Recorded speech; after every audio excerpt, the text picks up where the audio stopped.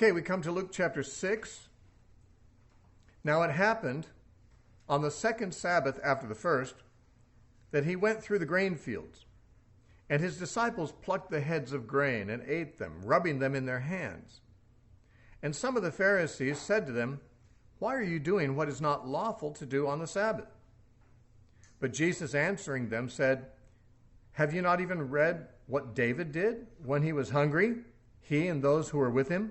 How he went into the house of God and took and ate the showbread and also gave to some of those who were with him, which was not lawful for any but the priests to eat? And he said to them, the Son of Man is also Lord of the Sabbath." Now this little story begins by saying, on the second Sabbath after the first. Well, what is the first? Well, Luke has only related the events of one Sabbath controversy, and that was the demoniac being delivered. And so this is another Sabbath. He's trying to make sure we know he's not talking about the same Sabbath as before. It wasn't the second Sabbath chronologically. There are Sabbaths every week, and no doubt many weeks had passed between. He just means this is a second instance of a Sabbath. Now, in the Alexandrian text, it doesn't even say what we just read, the second Sabbath after the first. The Alexandrian text is on a Sabbath, and that's all it says. It happened on a Sabbath that he went through the grain field. So it may not even be necessary to deal with the subject of the second Sabbath because that's not in all the manuscripts. In any case, it's a Sabbath, and it's a different Sabbath than one of the ones previously mentioned, or than the one previously mentioned. Now, the disciples were going through a grain field, and apparently it was time to eat. They were hungry, and so they did what was really quite natural and lawful to do in one respect. They picked the grain from the grain field. They had heads of wheat. They rubbed them in their hands, which was a typical way of separating the grains that were edible from the chaff, which you wouldn't want to eat. The chaff was really feathery and lightweight, so the wind would blow the chaff away and leave the grains in the hands. They could eat that. I wouldn't like to eat raw wheat berries. It'd be really hard on the teeth, I would think. But it can be done, and that's what they sometimes did. In fact, this was not unlawful for them to do, generally speaking, because the law actually permitted this. In Deuteronomy 23 and verse 25, the law specifically makes provision. If somebody's walking through someone else's grain field and they're hungry, they can pick grain and rub it in their hands and eat it. It actually allows for that. What it says in Deuteronomy is they can't go in there with a bushel basket and harvest a bunch of their neighbor's grain and take it home with them, but they can eat bits of grain. They can also do the same thing with grapes as they're walking through vineyards. The idea here being is these aren't really yours, but since you're hungry and you're passing through, it's not going to hurt the guy who owns the grain field for you to take a few heads, and that's permitted. You just can't go in and can't go in and harvest it and take it home because it's not yours, it's someone else's. So technically, this was not stealing. If you're walking by somebody else's house and there's an apple tree and there's apples on it, and you grab an apple and eat it, we might think of that as, not quite kosher because that's taking somebody else's food without permission. The law of Moses allowed that kind of thing to take place. So that's not what the complaint was. When the Pharisees complained about the disciples doing this, it's not that they were eating somebody else's grain and that's stealing, but the problem is they were doing it on the Sabbath day. And the Sabbath day was a day when you're not supposed to do work, any ordinary work. Now, is feeding yourself work? Not necessarily feeding yourself, but preparing food would be work, and particularly this act of preparation, which could technically be called harvesting and winnowing. Now, in an agrarian society, harvesting and winnowing were some of the main forms of work in certain seasons that most laborers did. Technically, the disciples were picking grain and winnowing it, separating the wheat from the chaff. This is a very small-scale harvest and winnowing, but it is harvesting and it is winnowing. And therefore, the Pharisees said, these guys are doing work on the Sabbath day. They shouldn't do that. That's not lawful for them to do. Now, Jesus defended his disciples, and we have to ask ourselves, what was the nature of his defense of their actions? We commonly find people who believe that we're supposed to observe the Sabbath day, that we're supposed to still rest on the seventh day of the week, and they even say that Jesus kept the Sabbath day and his disciples. If he did, we don't read of it. We do read of him going in the synagogue on the Sabbath, but that's not keeping the Sabbath. Keeping the Sabbath means not working. going to the synagogue is not one of the things commanded on the Sabbath day. But Jesus preached in the synagogue on the Sabbath because that's where people were. The other days he preached wherever he found them, in the hillsides or whatever. But keeping the Sabbath means not working, and Jesus deliberately didn't keep it in that sense because he did the same work on the Sabbath he did any other day. And he defended his disciples on this occasion for breaking the Sabbath. Now, those who do believe that Christianity requires us to keep the Sabbath, they say, no, Jesus didn't agree that they were breaking the Sabbath. What they were doing was something the Pharisees interpreted as breach of the Sabbath, and there were differences of opinion among the rabbis as to what constitutes a breach of Sabbath. Different kinds of work, different kinds of activities were discussed as to whether they constitute work or not. Wearing a wooden leg, for example, on the Sabbath was considered to be bearing a burden by some rabbis, and they thought it was wrong. Wearing a false tooth, on the other hand, was okay. It wasn't bearing a burden. If you picked up a rock and threw it in the air and caught it in the same hand, that was violation of the Sabbath. If you threw it in the air and caught it with the other hand, it wasn't a violation of the Sabbath. They had all these rules about what is and what is not work. So clearly there were traditions about this. But Jesus did not defend his disciples on the grounds that they were only violating traditions. And he could have framed his defense that way if he saw it that way. After all, he did that when the disciples on another occasion, in Mark 7 and in Matthew 15, the disciples were not washing their hands in the traditional way. And they were criticized by the Pharisees for that. And Jesus came back and said, those are just traditions. You can't blame them for that. They're just breaking your traditions, and you break the law of God to keep your traditions. Now, the point is, that's the kind of defense I would expect Jesus to give here. If the complaint was, they're breaking our traditions. And if Jesus' thought was, well, no, they are breaking traditions, but they're not breaking God's law. He could have said that if that's what he thought. Instead, he acted as if they were in fact breaking the Sabbath. They were in fact doing something unlawful, but he was going to excuse them anyway. And he does so by bringing up David. He said, have you not even read? Now that statement must have been kind of a sting to the Pharisees, who are the experts in the Old Testament scripture. Didn't you even read this? Haven't you ever read these parts? I thought you knew your Bible. Have you not even read this? What David did when he was hungry, and those who were with him? How he went into the house of God, took and ate the showbread. Now this was bread, 12 loaves set out every week to just kind of display for 7 days, and then the priests would eat them. This bread was only for the priests. David, when he was fleeing from Saul for his life, had no food with him, nor weapons, and he went by the tabernacle and saw the priest there and said, I need some food. And the priest said, I don't have any regular bread here. And David said, well, give me the showbread. Now, that was technically illegal for him to eat the showbread. He wasn't a priest. But the priest said, well, if you haven't done anything to make you unclean, I'll go ahead and let you eat it. So David did what was technically unlawful. And Jesus said it was unlawful. It says, which was not lawful for any but the priests to eat. Okay, what Jesus is saying is David did something that is unlawful. Jesus' disciples, in verse 2, were accused of doing what is not lawful. There's a direct parallel between what the disciples are said to do and what Jesus said David did. Both of them did something unlawful. If the disciples had not done something unlawful in Jesus' mind, he shouldn't have given this example of David, who did in fact do something unlawful and is seen as a parallel. But unlawful in what sense? It violated a ceremonial law. The law of showbread is ceremonial, it's not moral. There are laws in the Old Testament that are moral that David broke that he was not given a pass for. For example, he committed adultery and murder. Well, he didn't get a pass on that. He did get forgiven, but he was blamed for it. He was never blamed for eating the showbread because murder and adultery are moral laws and no one's allowed to break those. Ceremonial laws are supposed to be kept also, but there are some things that might override them. In Matthew's version, Jesus actually quotes in this place, his answer to them, he quotes from Hosea 6:6.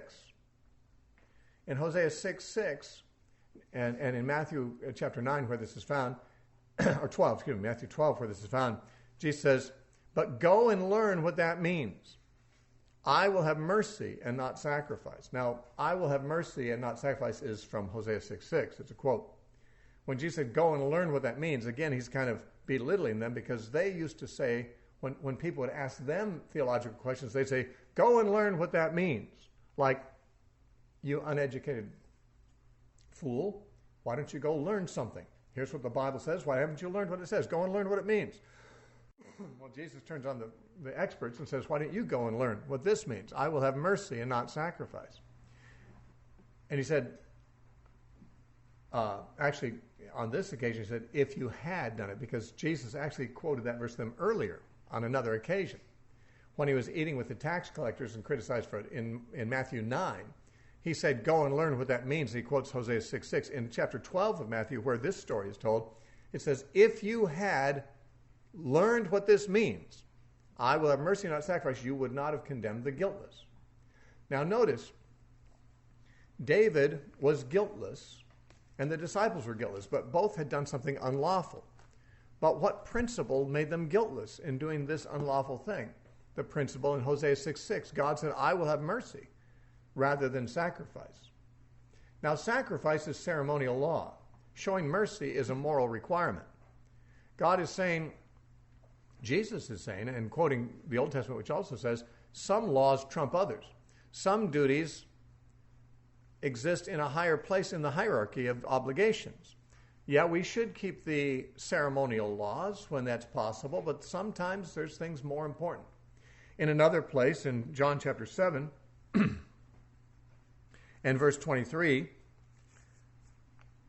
Jesus pointed out another situation where two laws might come into conflict and one has to trump the other.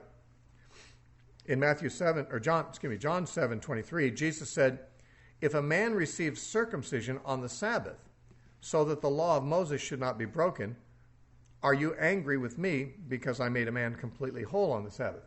Now, he said, the Jews will circumcise a child on the Sabbath. Why? Because the circumcision law says a child must be circumcised on the 8th day of his life. Well, obviously, for some children, the 8th day of their life falls on a Saturday. What do you do then? Circumcision is work. It's a surgical procedure. And the priest who does it is working. So what's he going to do? We've got the 8th day falls on a Sabbath. Do you keep the circumcision law or the Sabbath law? Well, the Jews all agreed they keep the circumcision law. The Sabbath could even be trumped by circumcision. Obviously, the Jews recognize some laws have to take a backseat to other laws because once in a while, the keeping of a law will be in violation of another. And by the way, it's interesting because circumcision is no longer required, and yet it trumped Sabbath. So to argue that Sabbath is still required is kind of interesting when it could even be trumped by circumcision, and circumcision is even passed as a non-issue for us. But the point here is, while you will never find moral laws in conflict with each other, I don't think. You'll never have one moral obligation in conflict with another moral obligation.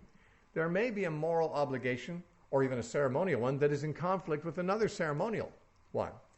Eating the showbread, who eats it and who doesn't, is a ceremonial issue. Jesus is suggesting keeping the Sabbath is also a ceremonial issue. Jesus equates Sabbath not with a moral law, but a ceremonial law, one that can be trumped by moral considerations. Like if someone's hungry, you feed them.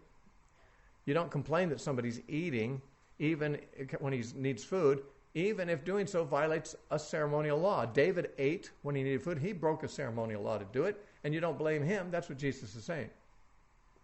But in saying so, it's very clear that Jesus' implications are Sabbath is ceremonial, just like eating showbread is. If you're not a priest, that's a ceremonial violation, but it's okay in certain cases. Paul treated Sabbath keeping as ceremonial also in Colossians 2, verses 16 and 17. He said, let no one therefore judge you concerning food or drink, that's ceremonial restrictions of the law, or festivals or new moons or Sabbath days. He said, these are a shadow for the time present, but the body is of Christ. Now, he equated Sabbaths with other ceremonial things like food and drink and festivals and new moons. Now, he didn't say, let no one judge you of whether you commit adultery or not, because adultery is a moral thing. And Paul himself would judge people for that. In fact, he said that about the man who was living adulterously with his father's wife. He said, I already have judged him about this. And so Paul would never say, ignore people's judgment about your moral behavior. No, people should be judging your moral behavior, and so should you. But ceremonial behavior, Paul says, it's not an issue. Don't let people judge you about that. It's not an issue. So Sabbaths, to Paul, belong to the same category as other ceremonial issues of food and drink and festivals and new moons. Likewise, Jesus compares it with eating showbread if you're not a priest. It's a violation, same as violating the Sabbath. In Matthew, he gives another example in this connection, because in Matthew chapter 12, he additionally gives the example of priests who work on the Sabbath. He says, and have you not read that the priests in the temple profane the Sabbath day and are blameless? Okay? Now, how do they profane it? The word profane we think of as something like, evil and coarse and pornographic or something, but the word profane in the English language is simply the opposite of sacred. Something is sacred, meaning set apart for God, or it's profane, which means ordinary, normal. It doesn't mean evil. Profane doesn't mean evil. It means regular, ordinary, as opposed to sacred. Now, the Sabbath is to be kept sacred, but the priests in the temple treat it as a normal day. They do the same work on the Sabbath as they do anything. They profane the Sabbath. That is, they relegate the Sabbath to the same level as an ordinary day by working just as much and even more on the Sabbath. So Jesus said, and yet they're blameless. Now, in that place, Jesus anticipates that they're going to come back and say, but the temple, that's important. Breaking the Sabbath on the temple may be necessary because the temple service is how we worship God. But then Jesus follows by saying, and one greater than the temple is here. If you're going to excuse the priests because they're doing the work of the temple on the Sabbath, well, I'm greater than the temple, and when my disciples are doing my work, that excuses them breaking the Sabbath too. He also said, it is lawful to do good on the Sabbath. He said that in Matthew 12:10, which is parallel to here, although that particular statement is not recorded in Luke. Okay. He did say in verse 5, the Son of Man is also Lord of the Sabbath. Now, this is recorded also in Mark's version, Mark 2:27, but Mark has another saying preceding it. Mark has Jesus saying, the Sabbath was made for man, not man for the Sabbath. Therefore, the Son of Man is also Lord of the Sabbath. Luke leaves out the business about the Sabbath is made for man, not man for the Sabbath. But what does that mean?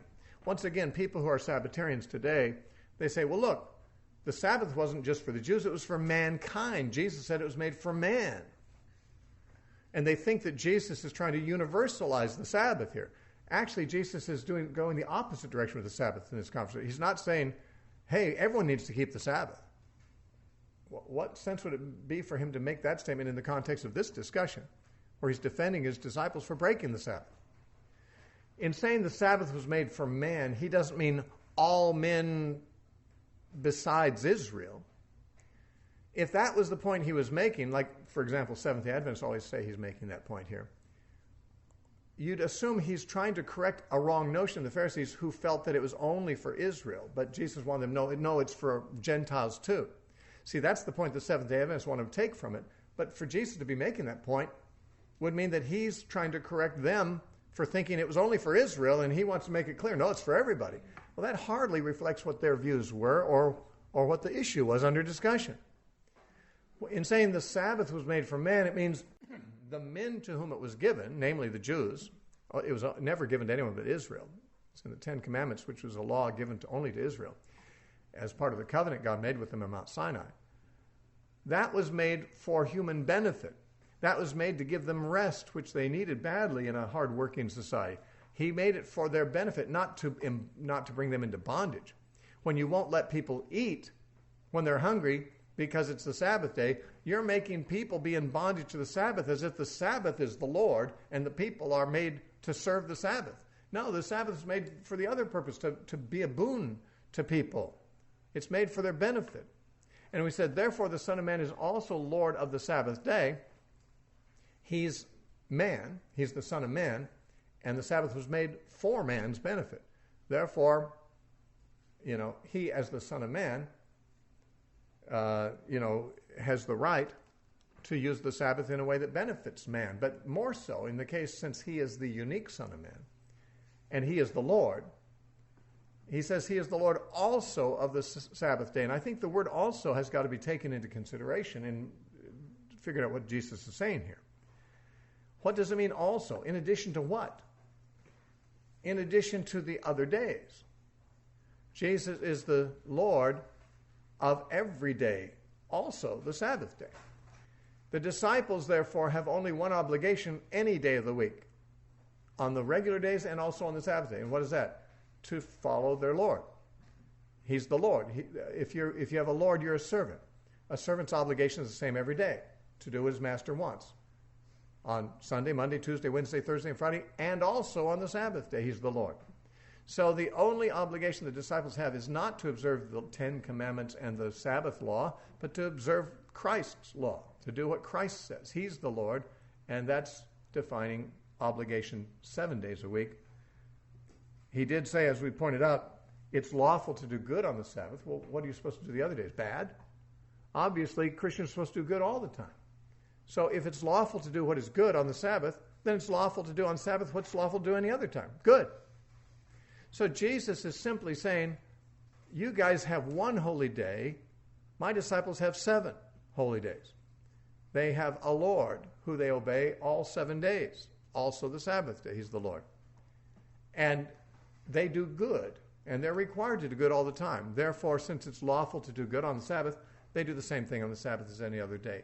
In other words, Jesus is saying the Sabbath requirement is not binding on his disciples. Now, this bothers people because it makes it sound like Jesus was breaking the law, and it's part of our theology that Jesus was sinless, and if he broke the Sabbath, some people say, he was sinning. Well, that's begging the question. He's just saying here that breaking the Sabbath isn't sinning in this new order, in this new wine order. He's not going to be bound in the old wineskins of the Sabbath tradition or even the Sabbath law, because there's a new law and a new lawgiver, Jesus. A new order has come. And therefore, he's saying, David was blameless when he ate the showbread. My disciples are blameless when they eat on the Sabbath and when they do this, although they're breaking the Sabbath technically. And that's why he said in Matthew 12, if you had learned what this means, I will have mercy, not sacrifice, you would not have condemned the guiltless. He says, my disciples are not guilty. But how does I will have mercy, not sacrifice relate? Sabbath is like sacrifice. Letting people eat when they're hungry is mercy.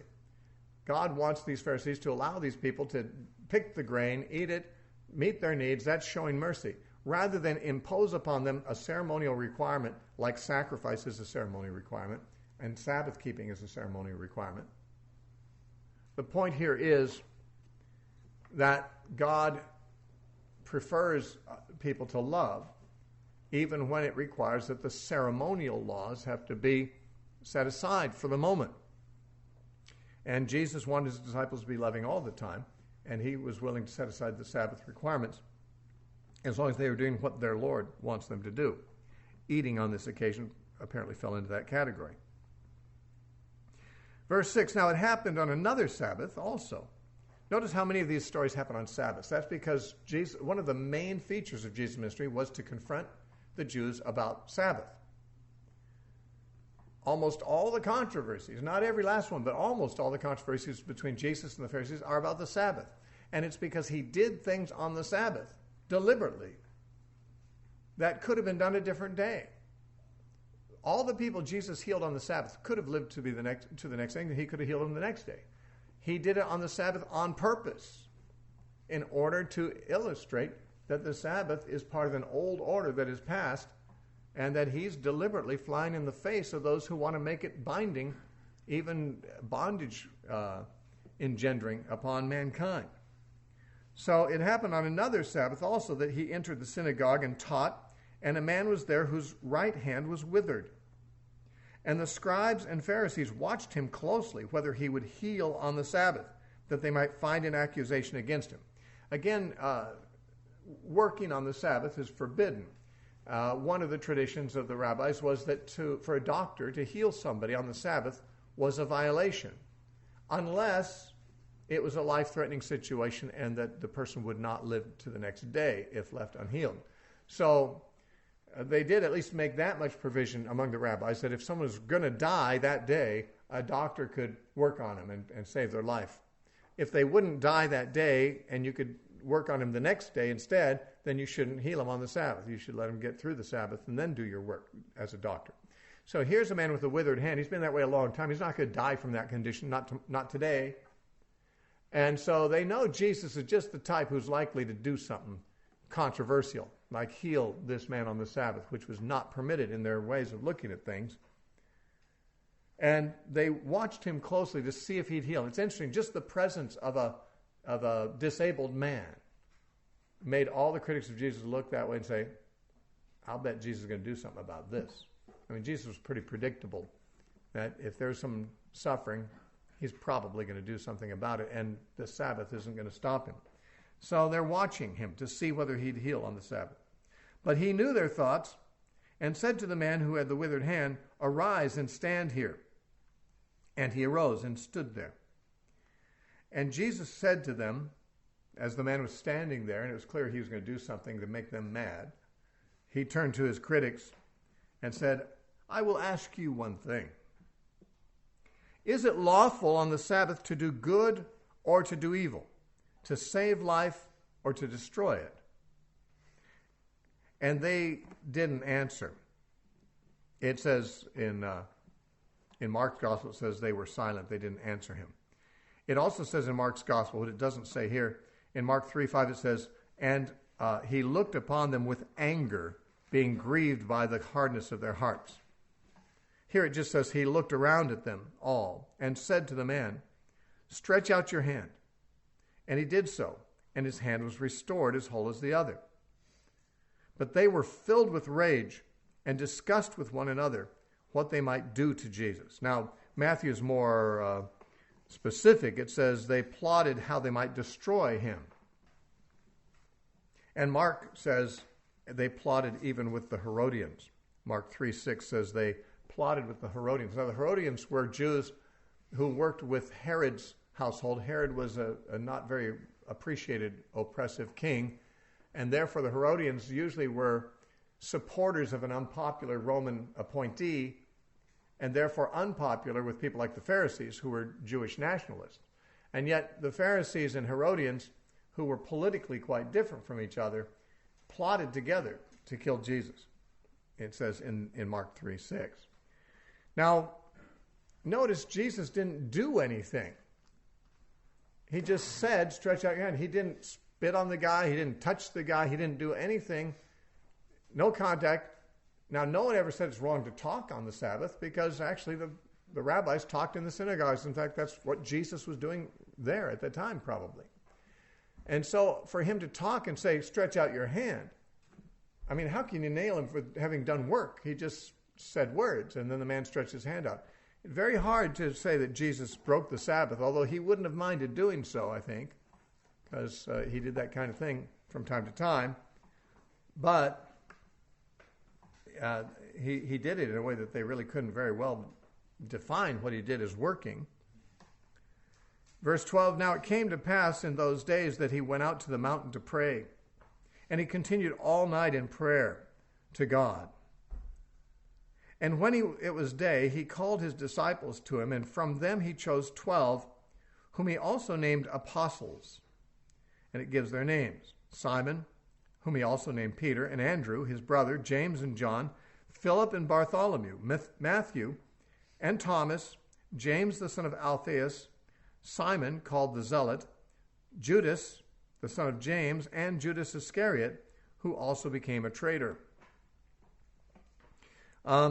Okay, now we do read in other Gospels lists of these apostles' names, and I believe in chapter 3 of Mark we even read of him selecting them.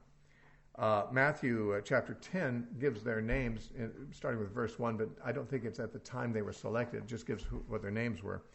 But on this occasion, Luke alone tells us that Jesus chose the 12 after spending a night in prayer and apparently not sleeping. Jesus prayed a great deal, and one of the Gospels tells us that it was his custom to get up a long time before day and to spend time in prayer. But this time he prayed all night, which was a special occasion, no doubt because he was aware that he would be choosing the men who would be his successors. Jesus, who started the most important movement in history, only led it for a very short time, personally, with his physical presence. He died within a couple or 3 years after he became a public figure. And he left the entire fate of the movement in the hands of a handful of guys who had no experience leading a religious movement at all. Fishermen, tax collectors, zealots, who knows what the others were. Peasants all, I'm sure. And these guys were not rabbis. They were not prophets. They were not men who led spiritual movements. And yet they were going to be left within a very short time, alone, but not really alone because the Holy Spirit would come upon them. And so Jesus was still with them. But they were going to be left visibly as the leaders of the church when Jesus was gone. And you got to get the right men for that. I've known people who served God faithfully for 5-10 years and then kind of flaked out. And Jesus was only going to have a year or two to watch these guys to see how they are. And then just leave the fate of the entire world in their hands. The whole kingdom of God would be led by them. Their responsibility would be to reach the rest of the world with the gospel. So, I mean, this is a pretty important choice. You've got to get the right men. It takes the right stuff. And looking at some of these men, outwardly, you wouldn't necessarily think, well, this guy's obviously the right man for the job. Some of these people we don't know very much about, but some of the ones we do know something about doesn't make it seem like they were the most promising of candidates. James and John, who said, should we call fire out of heaven and consume these people? And Jesus had to say, you don't know what manner of spirit you're of. Or Peter with his impulsiveness all the time and him, becoming such a leader. You wouldn't know from natural observation that these would be the safest guys to train for a couple of years and leave in charge of a world empire, the kingdom of God. But that's no doubt why Jesus prayed. I wonder sometimes if he sweat great drops of blood that night praying because of the issues that were at stake in choosing and delegating such authority to these men. But after he prayed all night, it says when it was day, he called his disciples to him. And we might be accustomed to thinking of the disciples as the 12, but it says, and from them he chose 12. So there's a larger number of disciples. The exact number we don't know. There are passages in the New Testament that speak of the apostles as the disciples, so that there's occasions when the term the disciples is referring specifically to the apostles, but disciple is technically a broader term. A disciple is simply a student, a follower, and there were many people following Jesus. We know of, for example, in Acts chapter 1, when they decided to replace Judas, Peter said it has to be someone who's been with us from the time that John was baptizing until the time Jesus was taken up. And they found 2 candidates that we'd never heard of before. Obviously, during this whole time of the Gospels, these 2 candidates were there among the disciples. And one of them was later chosen Matthias was chosen to replace Judas. But how many others were there all that time? We don't know. One time in Luke chapter 10, Jesus sent out 70 who were all disciples. So he had a large number of disciples. But he chose 12 to be apostles. And the word apostles means one who is sent. Mark tells us more of his purpose for choosing the 12 than we really read about here. It says in Mark chapter 3, in verse 13 and following, Mark 3:13 through 15, he says, and he went up on the mountain, and he called to him those he himself wanted, and they came to him. And he appointed 12 that they might be with him, and that he might send them out to preach. Okay, the word apostle means one who's sent. He chose these 12 that they might be with him, that he might send them out to preach, and to have power to heal sicknesses and to cast out demons. Then it gives their names. Now, to be with him. Everyone couldn't just be with Jesus. Even all his disciples couldn't. There's times he wanted to escape the crowds, cross the sea in a boat, get away from everybody, except the 12. He'd take the 12 with him. Jesus wasn't equally accessible to everybody. It just isn't possible. When you got thousands of people pressing on you, you can't be friends equally with them all. You have to cultivate a few important friendships.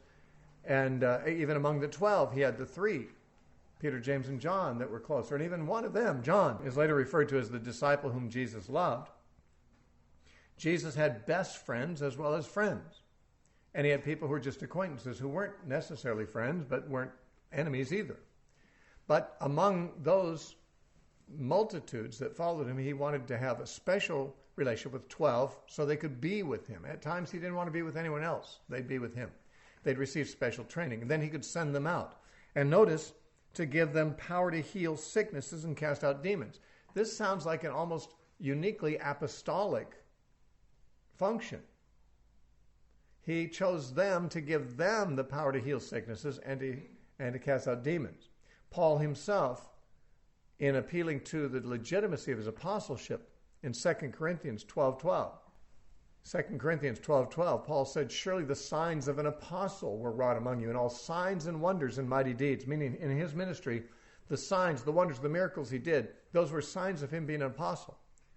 Certainly that indicates that the early church assumed that people who did those things were probably apostles, because he could appeal to that as the proof of his apostleship. You saw me do these things. Now, on the other hand, there were some people who were not apostles who did those kinds of things. Stephen and Philip, for one thing, in the book of Acts. And the 70 in Luke 10. These were given apparently some kind of special dispensation for that one outreach to have these powers. But the apostles were the ones who would regularly exhibit these miraculous powers. Some others did, but for the most part, this was to be an apostolic function. Okay? So we have the list of the apostles here that Jesus picked. We have a list of them in Matthew 10 and a list in Mark 3, and we have a list of them in Acts chapter 1. These lists are not exactly the same, although they were clearly the same men in all the lists, which means some of the men had different names. We know this already about some of them. Simon and Peter were the same man. Levi and Matthew were different names for the same man. There are some others that we must deduce to have had multiple names. For example, in this list we have Bartholomew. He is almost certainly Nathaniel in John. In John chapter 1, Philip's friend Nathaniel came to Jesus. And later, when the 7 went out and fished after the resurrection, Nathaniel was among them too. He apparently was one of the 12. But the word Nathaniel does not appear in any of the apostle lists in the synoptic gospels. Only John's gospel uses the word Nathaniel. But the other gospels refer to this Bartholomew, and they always connect him with Philip. While the order of names differs in the different lists, Philip and Bartholomew are always put together. And Nathaniel is a friend of Philip. Philip brought him to Jesus. What's more, the name Bartholomew is simply a Hebrew word that means the son of Tholomew. Bar means son of. So, just like we have John Johnson, Johnson means the son of John. And, sometimes people are called by their last name. And we have Peterson, we have Johnson, we have Jackson, we have, Jefferson and other names built upon the names of somebody's father. And so among the Hebrews, the word Bartholomew means son of Tholomew, or some would say son of Ptolemy. And he was probably Nathaniel, the son of Ptolemy. Same person, two names. We have Matthew mentioned in verse 15, though the same man was called Levi in the story of his call in the previous chapter. We have a man there in verse 16, Judas, the son of James. By comparing the different lists in the different Gospels, this man is apparently the same man who is called Thaddeus in both Matthew and Mark in their lists. And in some manuscripts, Mark says Thaddeus, who was also called Lebbeus. Some manuscripts leave out the Lebbeus line. Now, if Thaddeus was also called Lebbeus, and also Judas, not Iscariot, as he's called in John's Gospel, or here he's called Judas, son of James, then this man had three names. Judas, which is just Judah, the Greek form of Judah. The New Testament's written in Greek, so it gives the Greek forms of people's names. But Judas would have been called Judah. In Aramaic. James would have been called Jacob. Simon would have been called Simeon, and so forth. These are we have here the Greek forms of the names, but they had Hebrew names. What's interesting is how some of these names are so common. There's 2 Jameses among the 12. There's 2 Judases, and there's 2 Simons. Out of 12, 6, fully half of them, have names that are not unique among them. There's 2 of each of those guys. More than that, there's several sets of brothers. James and John are brothers. Peter and Andrew are brothers. And there might have been some other brothers. The Judas, son of James, the word son of is, the son is really in italics. Some think it could be just Judas of James, which could mean his brother, another James, the son of Alphaeus, who's mentioned earlier.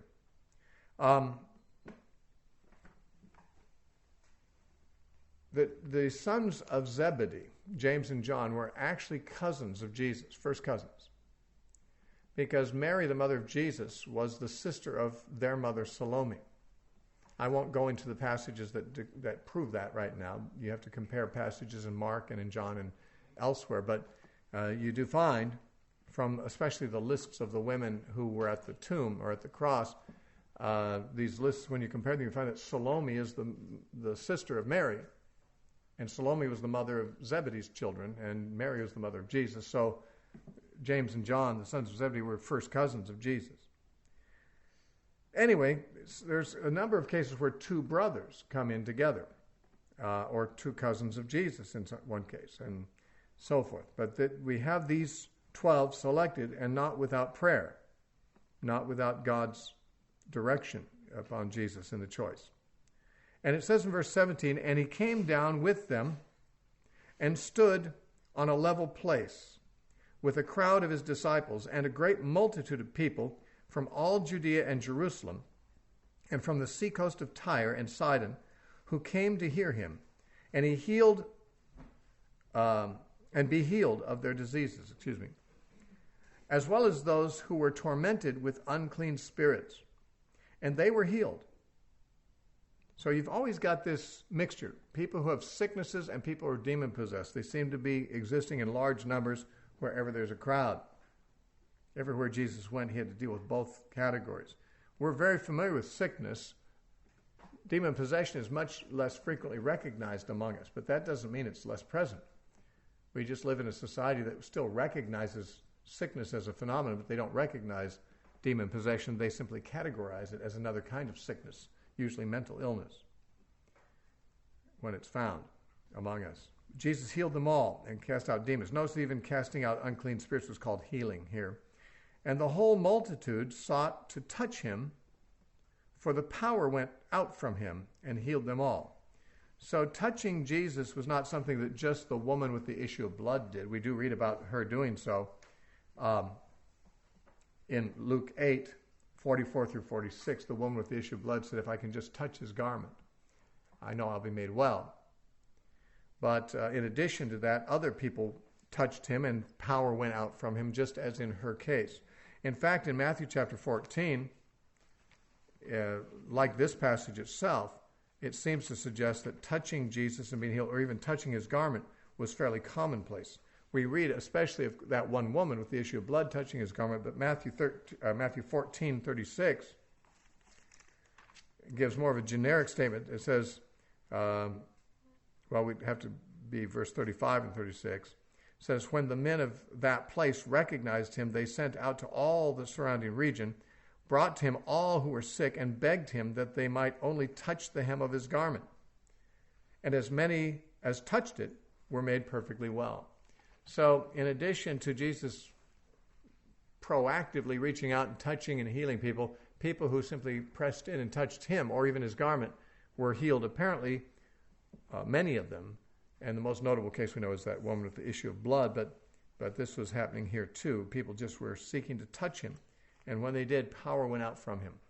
Now, it's kind of an interesting thing. Power went out from him. That's also stated in the story of the woman with the issue of blood. He said, "Who touched me?" And Peter said, "Everyone's touching you. What do you mean?" And Jesus said, "Oh, no, I felt power go out of me. Someone touched me differently. Somebody touched me apparently with faith and drew from me the power to heal." Interesting that Jesus could feel that, like something going out of him. Don't know what to think about that, except that it was the power of God operating through him. He felt apparently when it moved through him. And I don't have anything insightful to say about that, but that's just kind of curious, really. Okay, now,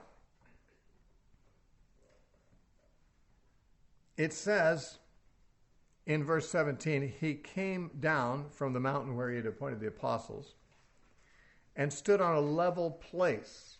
And from that place, he actually gave a sermon, apparently. In addition to healing all these people, he gave a sermon, which is recorded in verses 20 through 49. Because he was standing on a level place, or the King James Version says a plain, this is sometimes called the Sermon on the Plain. Now, it has remarkable similarities to what we call the Sermon on the Mount, which in Matthew is Matthew 5, 6, and 7. Now, we call the sermon in Matthew the Sermon on the Mount because in Matthew 5 it says Jesus went up to a mountain and he sat down and called his disciples to him and he taught them. So he taught them that sermon on a mountain. This is saying he came down from a mountain and sat in a plain or a level place and gave this sermon. Because of the difference in the description of locations, it is usually assumed this is not the same sermon, but a different sermon given on a different occasion. It has many resemblances to the Sermon on the Mount. It begins similarly, ends similarly, and has similar stuff in the middle. It's not identical to the Sermon on the Mount. After all, the Sermon on the Mount is 3 whole chapters in Matthew. Here it's half of 1 chapter in Luke. And yet its basic content certainly it looks like a condensation of the Sermon on the Mount. So if this was a different location, we have to assume that Jesus gave the same or similar sermons 2 different times, once on a mountain and once on a plain. However, both sermons are said to have been delivered to his disciples, and it doesn't seem real likely that he would have given the same sermon so closely like each other to the same audience, though he might. After all, repetition helps things sink in and stick with people, and maybe he did. It wasn't verbatim the same, not as recorded anyway, but there is the theory that it is the same sermon. That is, since the apostles, or the people who wrote the Gospels, they often summarized or paraphrased some things that they quoted Jesus saying, the differences between these 2 sermons that exist, which are minor, may simply be the effect of one paraphrasing and one giving a more literal, or 2 different paraphrases of the same statement. In other words, they wouldn't have to be verbatim the same in order to be the same record of the same sermon. But one of the issues, of course, is the location. In Matthew, it's on a mountain. Here, it's on a plain. However, the word plain is more correctly translated as here in the New King James, a level place. Some say Jesus went up on the mountain, as Matthew says, but he did it the night before and prayed. And then he came down to a level place on the mountainside, sat down with his disciples after he'd selected them, and gave this sermon. Still on a mountain, but at a level place where he and his disciples could all sit on a flat area on the mountainside. This is not impossible. The wording certainly allows it. And then Matthew saying that he went up on a mountain and gave the sermon would be compressing it. He went up really the day before, but while he was still up there, before he came all the way back down, he sat on the mountainside and gave the talk. So there's no real damning evidence that this couldn't be the same sermon.